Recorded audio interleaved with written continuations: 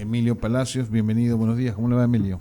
¿Qué tal? ¿Cómo están? Un gusto estar con ustedes nuevamente conversando. Y en presencia, ya no por Zoom, que eso es lo bueno. Vamos a hablar ahora sí de la libertad de expresión y de la situación ecuatoriana. Cuéntanos un poquito, Emilio. Usted ha venido acá a Guayaquil, ha estado algunos días acá. Y la verdad es que, ¿cómo ve el asunto? Porque está complicado. Bueno, estuve en Quito varios días, estuve, por supuesto, ahora estoy en Guayaquil. Es muy grato volver a encontrarse con los viejos amigos. He podido ver de cerca todo lo que está pasando, he tenido tiempo. Me fui al desfile del 1 de mayo a ver qué tal estaba. Y bueno, veo un país bastante complicado, eso sin ninguna duda, ¿no? Bastante complicado, pero yo no sé, dicen que algunos que yo soy un enfermo optimista y tiendo a ver siempre el lado bueno de las cosas, ¿no? Me parece que hasta hace muy pocos días el presidente estaba caído prácticamente, el juicio político avanzaba sin mayores complicaciones y de repente se produce un giro que casi yo diría desde 180 grados, quizá falte 1 o 2 grados para que el presidente pueda sentirse completamente salvado. Me parece que influyeron dos cosas en eso, ¿no? Primero, que por fin el presidente se ajusta bien los pantalones, nombra 3 funcionarios públicos de altísimo nivel, Henry Cucalón, Paco Moncayo y el general Wagner Bravo, que más allá de sus capacidades que están fuera de discusión, lo importante acá es que vemos gente que tiene su propia cabeza, que piensa con su propio cerebro, que tiene sus propias ideas. Y ese es el mensaje que nos llega, es que no están allí para recibir órdenes del presidente, sino para que el presidente les delegue responsabilidades porque confía en su buen criterio y por supuesto porque confía en que encajan dentro de la estrategia que el gobierno se ha planteado, pero no ya en el tema de los detalles, ellos son los que toman la iniciativa y eso es un gobierno en funciones. Claro. Un gobierno en funciones significa un equipo de gente del más alto nivel, no un excelente presidente acompañado de algunos colaboradores. Yo creo que ese cambio fue muy importante. Y eso es justamente lo que le iba a preguntar, es decir, han pasado 2 años y en los 2 años hemos visto la gestión, digamos, entre paréntesis, del gobierno nacional. Si usted tuviera que aconsejarle a Guillermo Lasso o decirle unas cuantas verdades, ¿qué le diría? O sea, ¿en qué se equivocó Guillermo Lasso? Bueno, primero que nada, haber tenido demasiados ministros, sobre todo ministros de gobierno, que no reunían estos requisitos. ¿Había ministros de gobierno? Bueno, tú lo has dicho en gran medida, ¿no? Es decir, el país necesita ver enfrente suyo, sobre todo en las circunstancias actuales, autoridad.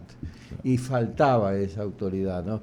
Y veíamos, y junto con eso, una política que se terminó imponiendo en el gobierno, que yo lo entiendo porque era un clamor de muchos sectores de la ciudadanía, también hay que decirlo, no hay que negociar, hay que dialogar, todos queremos lo mismo, todos somos buenos, y el señor Izan no quiere lo mismo que nosotros, claro. Él quiere destruir el país y no se... Tú te puedes sentar a negociar con alguien así. El gobierno colombiano negoció en su momento con Pablo Escobar, con los hermanos Ochoa. O sea, tú puedes negociar con Al Capone, pero tienes que saber con quién estás negociando. Claro. ¿Crees que estás negociando con alguien que viene de buena fe, como se creyó durante algún tiempo en esas negociaciones de las mesas de diálogo?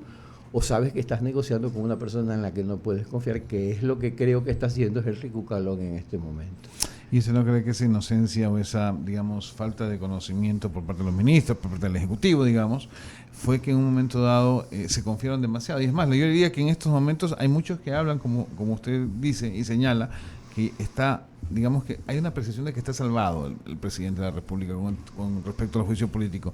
Y yo tengo mis dudas, o sea, le voy a ser honesto, puede ser que al final sí, digamos, hay ciertos asambleístas que efectivamente apoyan la idea de no ir a juicio político, pero en el momento de la votación ellos se retiran, ¿no, verdad? Vaya el suplente y el suplente vote a favor. Y eso es lo que, porque esa es la política, sobre todo cuando ya sabemos que hay un grupo de asambleístas que está a favor de destituirlo como sea. Y si no va por ahí, va a ser por las calles. Y si no es por las calles, de alguna manera lo van a hacer. Perdón, Jaime, pero también puede decir suceder lo contrario. Sí, que vaya también, el suplente a votar sí, en no contra. digo lo que no. Lo que pasa es que ante los hechos...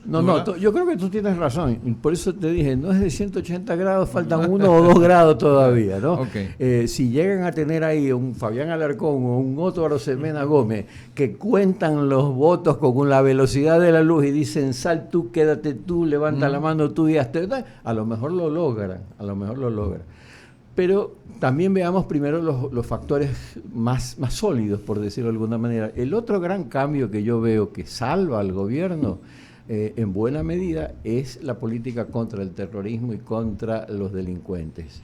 Es decir, basta esto de hacerle caso a la Corte Constitucional, a supuestas organizaciones que supuestamente defienden los derechos humanos, porque los delincuentes, abro un paréntesis, los delincuentes tienen derechos humanos y hay que respetarlos. Claro. Lo que pasa es que tú no puedes respetar los derechos de los delincuentes a costa de los derechos de los ciudadanos, que es lo que se pretendía hacer. Y entonces se ponen una política diferente, se identifica a grupos terroristas y vemos a los soldados en las calles. Claro. Y eso es lo que la ciudadanía esperaba.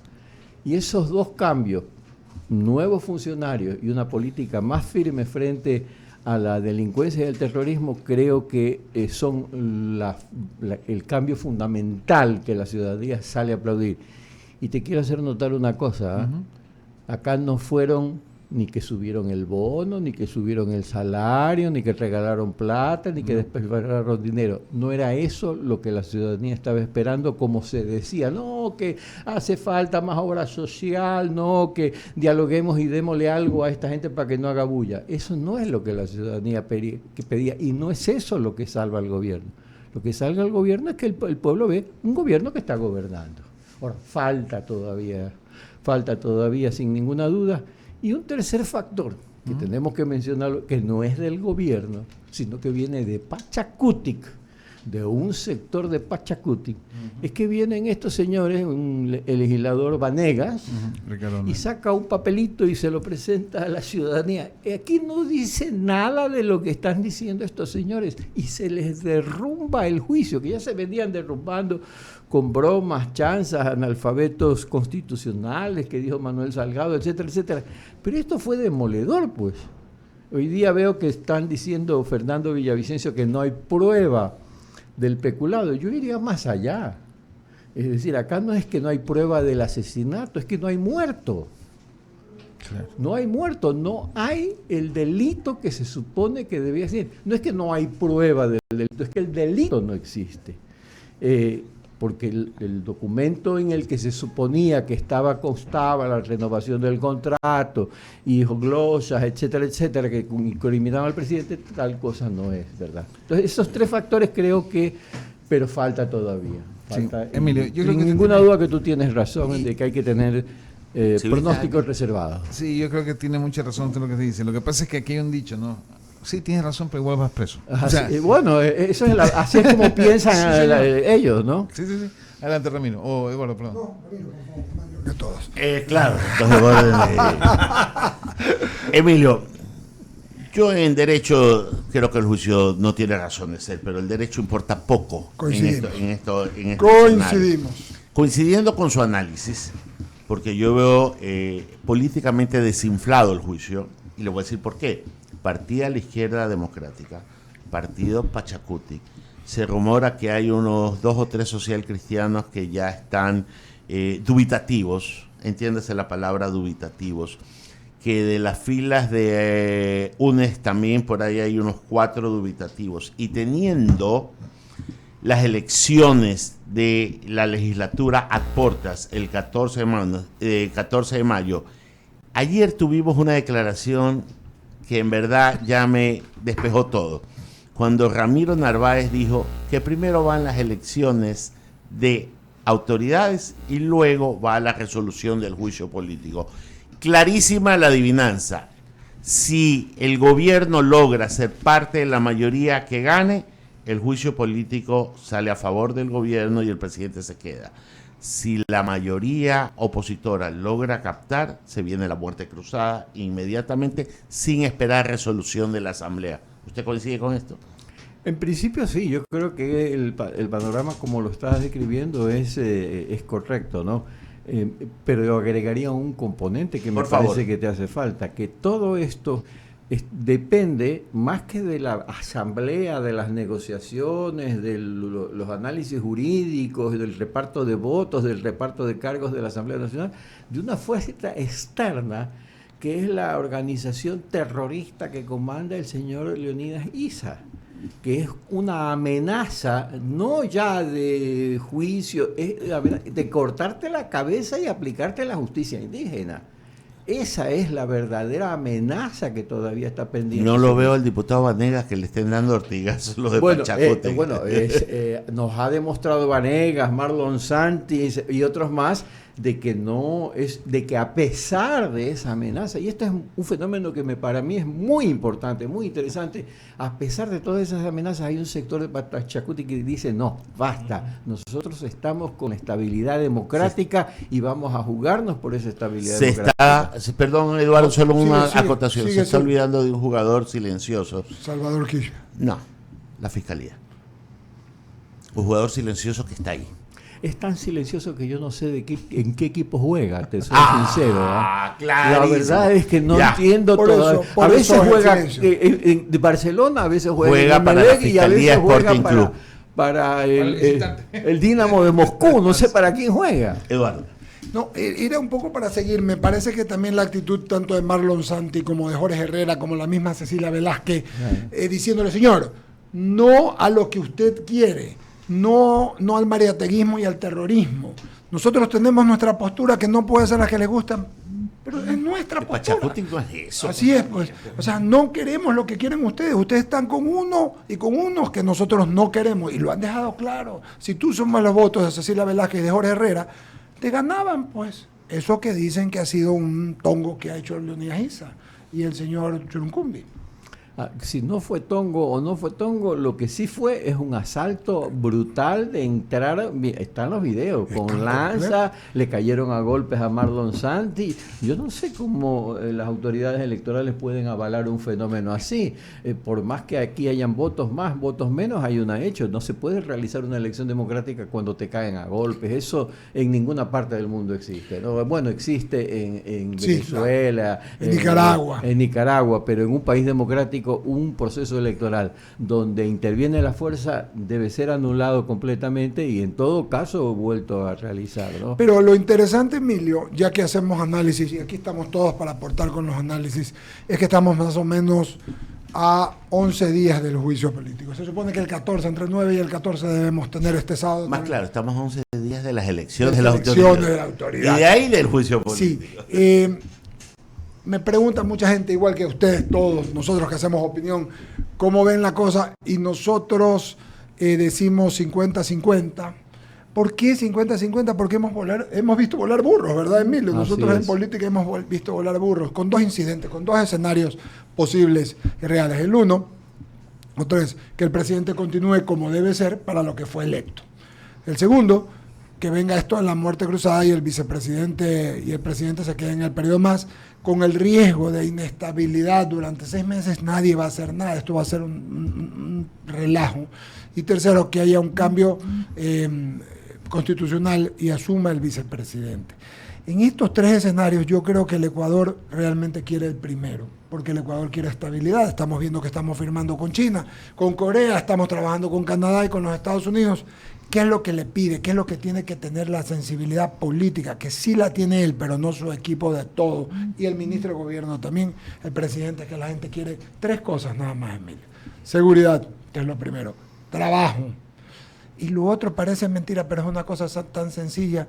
Dentro de los dos, en mi criterio, que le digan las cosas.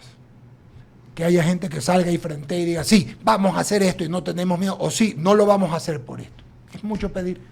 Creo que esto tercero que tú estás mencionando, en alguna medida se lo logra con este ingreso de nuevos funcionarios que sí tienen esa actitud de dar la cara, enfrentar a la opinión pública y dar sus opiniones sin temor de lo que alguien los aplauda o no los aplauda.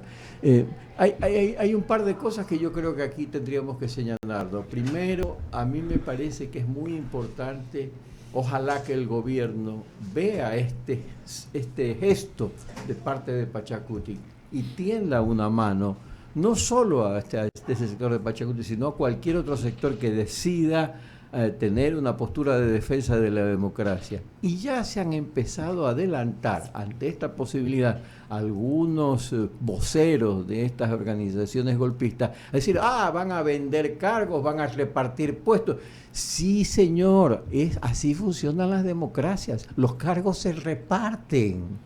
Es que el poder, cuando está concentrado en pocas manos, hace daño. Por eso hay que repartir el poder. Ellos lo que pasa es que están acostumbrados a que gobernar como en Cuba, como en Nicaragua, un solo partido, Venezuela, y todos los demás se van al carajo. No, acá hay que repartir. Suena fea la palabra, pónganle otra palabra para que suene más bonita, pero así funciona. Cogobernar. Así funciona Alemania, así funciona Francia, así funciona Estados Unidos, sí, donde hay solo 2 partidos y sin embargo cuando van a discutir una ley se reúnen y se ponen a ver, pongamos esto, quitemos esto, pongámoslo de acá, yo te doy esto pero tú me das lo de acá y se llega a un acuerdo. El gobierno Cucalón, que ha demostrado esa firmeza de carácter y decir las cosas como son, tiene que salir a decir claramente, sí señor, queremos invitar a cogobernar desde el Ejecutivo o desde la Asamblea, porque no necesariamente tienes que cogobernar desde el Ejecutivo, puedes cogobernar desde la Asamblea. Así es. Y queremos que,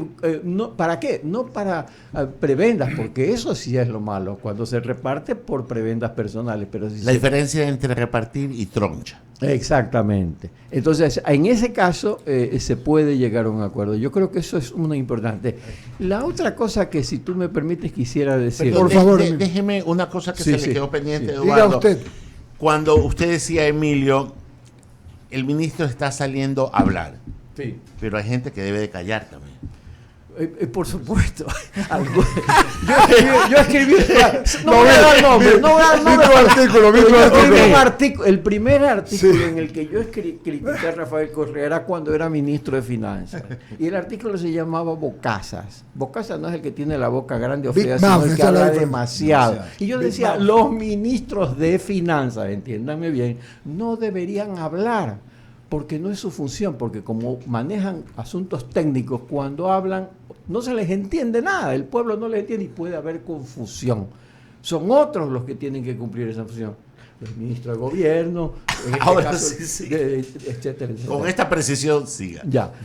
No, lo otro que quería decir es lo siguiente, a ver, ¿cómo se los pongo? ¿No? Mire, escuché decir a los golpistas que el presidente no puede convocar a la muerte cruzada porque no hay conmoción interna. Pero la Constitución dice que eso es una cuestión que es a juicio del presidente. Así lo dice. Si el presidente cree que hay conmoción interna, nos guste o no nos guste, estemos o no estemos de acuerdo, es el juicio del presidente y se tiene que realizar la muerte cruzada. Y ellos dicen, no, si no hay muerte cruzada, no hay conmoción política, yo creo que no hay conmoción, entonces no hay muerte cruzada. Oye, ¿y entonces por qué no hacemos nosotros lo mismo? Si la votación es ilegal, si están condenando al presidente por un peculado que no cometió, por un peculado del que no hay pruebas, por un peculado que no existe, no hay muerto en este asesinato, entonces el presidente tiene que decir, señores, lamento mucho, ustedes lo que han hecho es una ilegalidad y yo aquí me quedo. No sé si ya estemos en esas condiciones, no sé si ya el presidente se sienta lo suficientemente firme para tomar esa postura.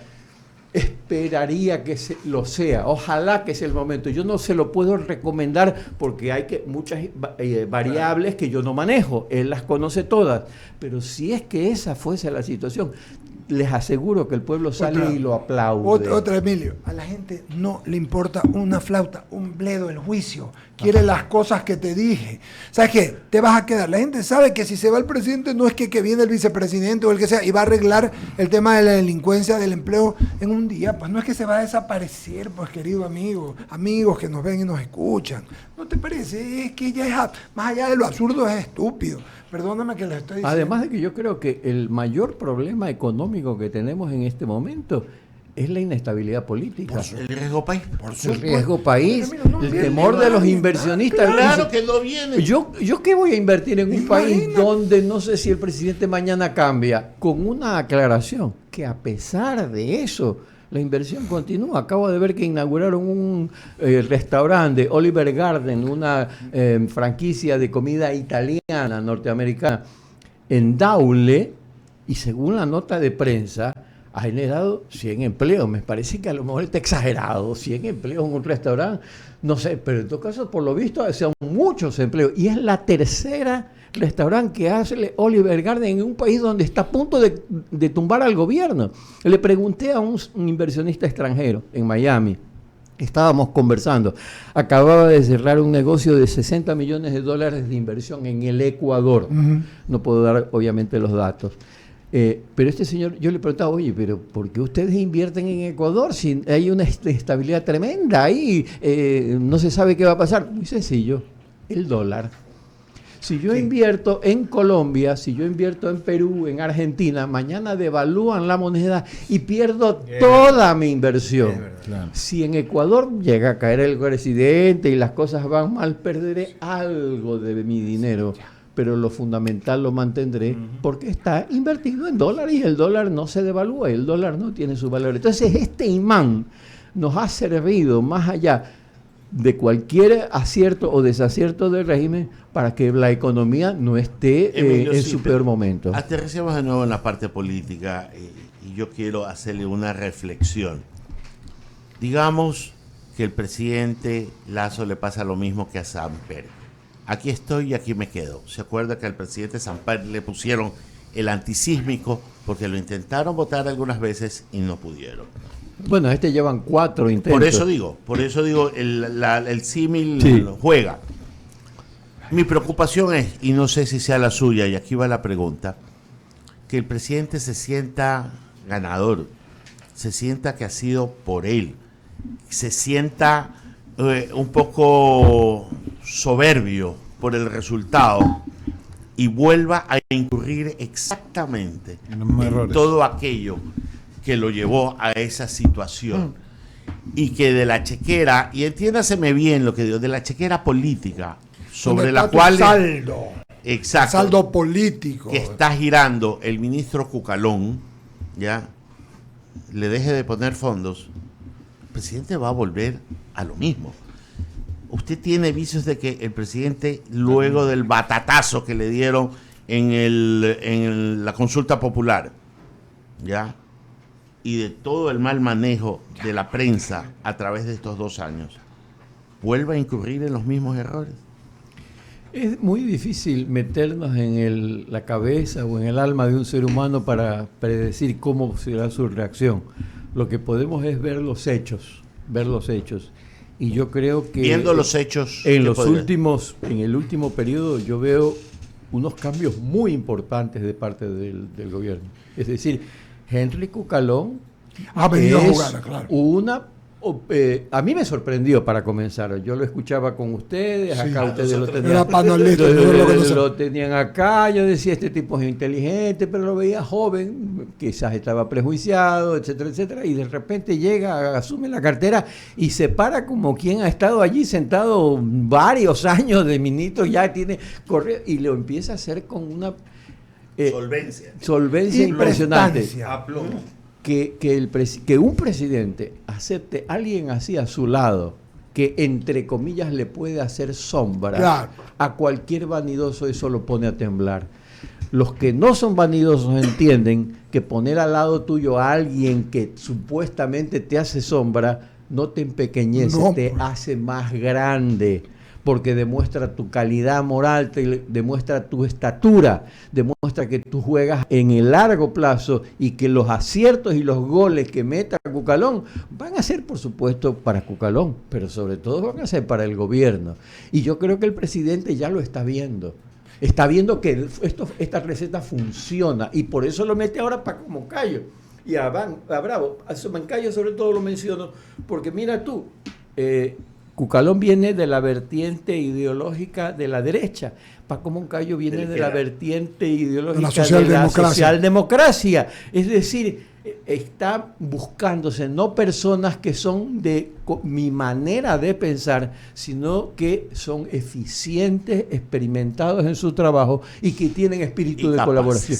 Y capaces. Y algo importante, no solamente para los vanidosos, lo que dices tú, también te quita, mi querido Emilio, las luces que están sobre ti se van a dividir, tú vas a poderte mover mejor. Pero esa es la del hombre inteligente, pues la de la mujer inteligente. Todo presidente debe aprender a bajar el perfil. Los presidentes están allí para aparecer de vez en cuando, muy de vez en cuando, porque no es... los tiempos en los que Alejandro Magno salía montado en Belcebú, con la espada blandiendo, y al frente de las tropas, y que me tiran las flechas a mí, ya pasaron. Ahora los Alejandro Magnos tienen que estar atrás. Son estrategas. Y dejar que sean los comandantes, los generales, la tropa, las que vayan al frente, y él, como el gran jugador de ajedrez, disponiendo cómo serán los próximos movimientos de la ficha. Emilio, ¿continuarás con estas columnas? Leí la segunda, buenos días, presidente. ¿Vas a continuar? Yo no, bueno, creo que tú, Ramiro Cepeda, se acordará, porque de Eduardo el telégrafo. Osvaldo Hurtado le decía presidente accidental. Diario El Telégrafo, director del Diario El Telégrafo. Era mordaz. Tú podías coincidir o no con Eduardo, pero tenías que sacarte el sombrero cada vez que escribía ese señor. Y él inició la columna: buenos días, señor presidente, para cuando el país se llegó a un momento dado en que había que decirle al presidente, en ese momento Rodríguez Lara, las cosas clara y abiertamente y de cara al país. Establecer un diálogo con el presidente de cara al país. Me pareció que era el momento de hacerlo en el caso del Ecuador. Había que decir al presidente lo que está pasando, estos cambios. Primero, aprovechando la oportunidad de que él cambia, da un pequeño y gran cambio al mismo tiempo, y había que entonces sobre esa base, sobre ese acierto, fortalecerlo, pero al mismo tiempo empujar en esa misma dirección, no para complacernos, sino para seguir avanzando, para nuevas medidas que se tienen que tomar. ¿Se acuerda, punto de orden, señor presidente, a los 100 días del presidente Bucarán? Sí, también. Pero a ver, de esa playa de, como siempre recuerdo yo, de maestros, el cajón del sastre, de los picapiedras, de todos esos maestros que realmente nos dieron cátedra de verdad, ¿no? En el periodismo, en los diarios y que hoy no los veo como antes, ¿no? En esos niveles, no es que no hay, no los veo como antes, pero bueno. Emilio, me voy a detener en el tema Pachacutic, me llama la atención particularmente. En algún momento tú escribiste un artículo donde destacabas la organización, la estructura de Pachacutic, y es algo más. Ellos tienen un ideario de justicia donde se basan en 3 premisas: no robar, no mentir, no ser vago. Eso escribiste tú.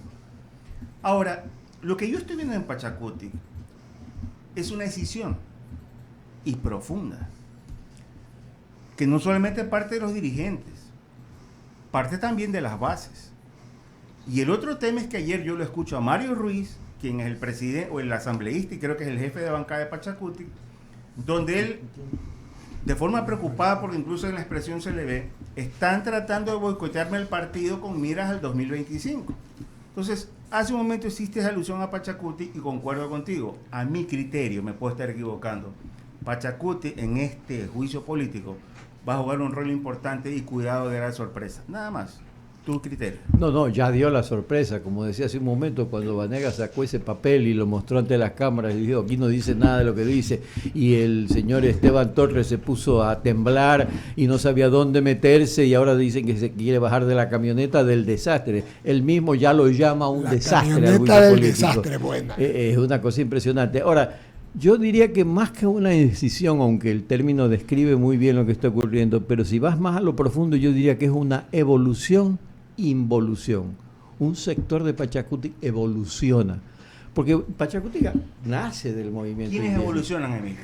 El Pachacutic nace del movimiento indígena, nace de un pueblo oprimido, vejado, maltratado. Postergado. Una cosa que realmente es una vergüenza para nuestro país, como fue la esclavitud para Estados Unidos o como son los nazis para Alemania. La manera en que nuestro país trataba a los indios, nunca deberíamos olvidarlo. Debería haber un monumento, así como hay un monumento al Holocausto en Alemania, aquí debería haber un monumento. Pío Jaramillo Alvarado escribió El Indio, un libro extraordinario. Está también Guasipungo, de Jorge Icaza. Son monumentos literarios. Deberían haber otro tipo de monumentos más físicos. Pero el movimiento indígena en el 90 se levanta, comienza a luchar y ha logrado grandes avances que no se pueden negar. Hay dirigentes indígenas que para seguir agarrados de la teta dicen, no, estamos peor que antes. No, eso no es verdad, porque entonces eso sería un insulto a la memoria de los que lucharon y de los que murieron por ese pueblo. Han logrado unos avances impresionantes, unas posiciones en la sociedad ecuatoriana que nunca algunos soñamos en llegar a ver. Y entonces esos que encabezaron ese proceso de avance, de evolución, ahora dicen, bueno, vamos a la siguiente etapa.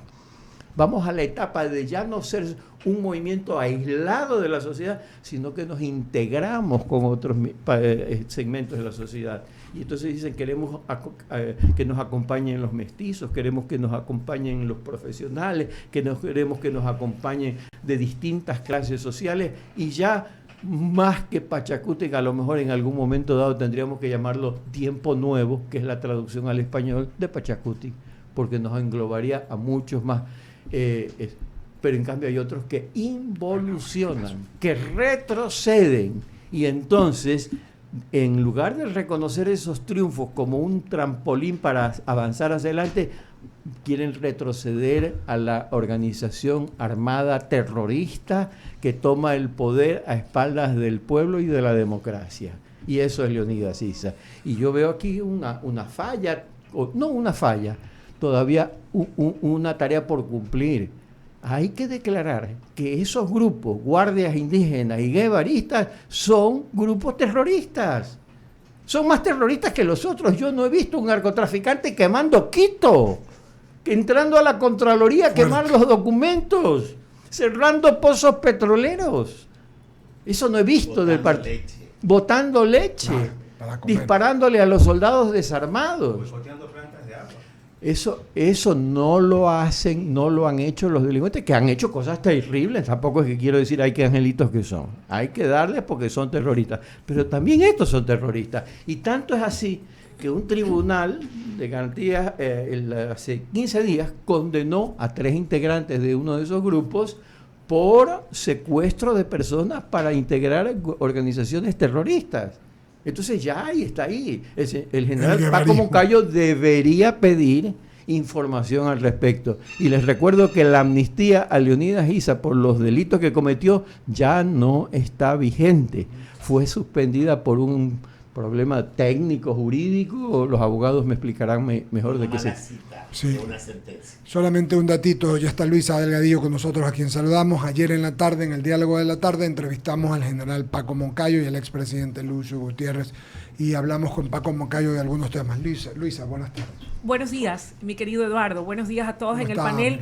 Qué gusto saludarlo personalmente, estimado Emilio. Lo mismo digo yo, Luisa. Gracias. Sí, yo tengo una pregunta y un poco iba brillada a propósito de estas reflexiones que usted ha hecho con relación a los acontecimientos en los que estuvo involucrado el señor Leonidas Issa. Estamos como ecuatorianos y a la par está Pachacutic preparados para que en el 2025 sea un integrante del movimiento indígena el que pudiera asumir los destinos de gobernar nuestro país. Y me refiero al señor Issa puntualmente, que es quien, estoy segura, tiene esa aspiración. Bueno, yo creo que Issa no quiere ser presidente, él quiere ser dictador.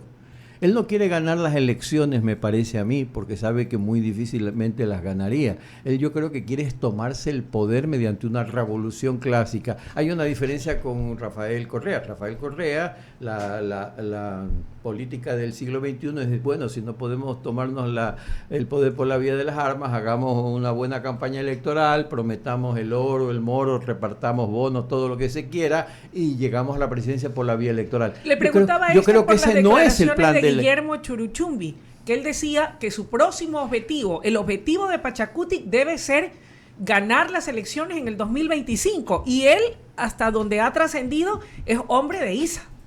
Yo creo que es una manera, un eufemismo para decir el 25 nos vamos a tomar el poder, y si es posible antes, nos lo tomamos antes. Lo veo muy difícil por la vía electoral a ellos. Claro, a lo mejor en este país, que como dijiste tú hace un momento, hemos visto volar burros, así que cualquier cosa puede pasar.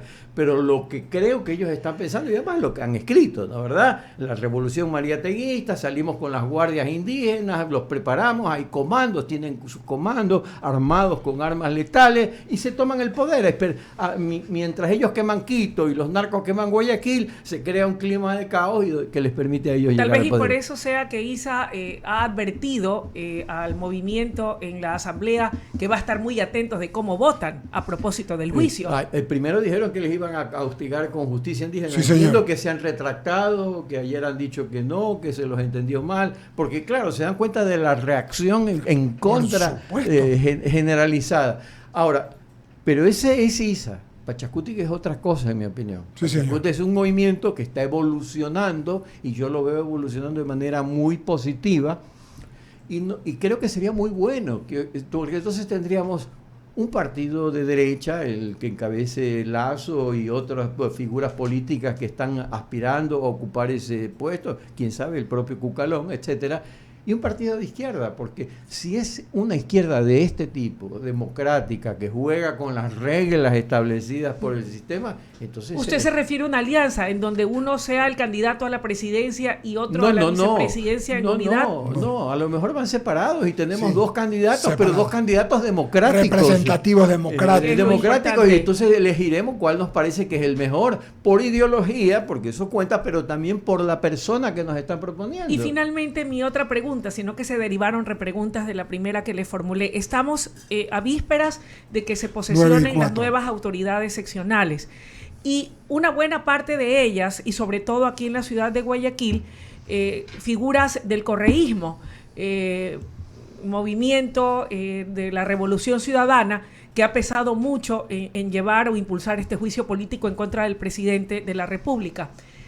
¿Cuál cree usted o cómo debiera ser el manejo y la relación? ¿Cómo lograr consensos en favor de cada una de las ciudades y provincias del país con estas figuras que en el caso de Pichincha han demostrado claramente, lo hicieron recientemente Pavón y el alcalde electo Pavel Muñoz, han demostrado definitivamente que no comulgan con el gobierno nacional y con sus decisiones? Que no comulguen no tiene nada de malo, me parece perfectamente legítimo. Pero si esto llegase a incidir en el trabajo que realizan en favor de sus ciudades y provincias. Ahora, otra cosa es que cuando lleguen las huestes de ISA a Quito, si van a aceptar que se queme Quito. Eso es otra cosa completamente diferente.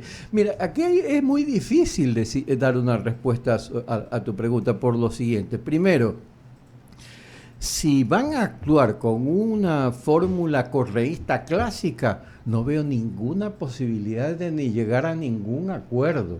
Esa idea de que, bueno, si nos sentamos a negociar, dialoguemos, que todos queremos lo mismo, esta gente no quiere lo mismo, esta gente quiere destruir la democracia, destruir el país, no vamos a llegar a ninguna parte. Ahora, lo que pasa es que yo veo que ya pasó 2 veces. Correa hace elegir a Lenín Moreno y Lenín Moreno lo traiciona. Después hace votar por Arauz y ahora resulta que Arauz anda diciendo que él es el dueño de los votos y no Correa. Yo no sé si Pavel Muñoz y el señor Álvarez quieran privilegiar su lealtad, entre comillas, con un señor prófugo que está a no sé cuántas millas de distancia pasando el Océano Atlántico en Bélgica, o su propia carrera política. Yo no creo que el señor Pavel Muñoz, si es que tiene 4 dedos de frente, le interese que quemen Quito para que luego cuando él se postule para algo, el eslogan diga, yo fui el que quemé Quito, vota por mí, ¿no? O sea, no le veo Y lo mismo podría suceder en Guayaquil. Y creo que más en Guayaquil, creo que más en Guayaquil, pero yo no soy, como decía hace un momento, nadie para meterme en la cabeza de estos señores y saber cómo están pensando. En todo caso, con un juicio político a portas, tener a Emilio Palacios para aquí siempre es interesante y refrescante. ¿Vas a estar qué tiempo más, querido amigo? Bueno, me quedo todavía algún rato, volveré a Miami, pero voy a regresar de nuevo al país. Yo les he comentado que tengo un hijo que joven, todavía es menor de edad, no lo puedo dejar botado en Miami, entonces me obliga a ir, pero mi profesión, mi trabajo es el periodismo para Ecuador y por lo tanto estaré aquí con mucha frecuencia. Qué gusto, y siempre es un gusto tenerte acá, querido. Muchas gracias por contigo. Tus criterios nos refrescan y creo que la audiencia y teleaudiencia realmente siempre se quedan muy contentos de lo que conversamos. Te agradezco y te agradecimos, querido Emilio. Gracias. Hagamos corte, decimos que ya está Jorge Caiturri, concejal electo de Guayaquil,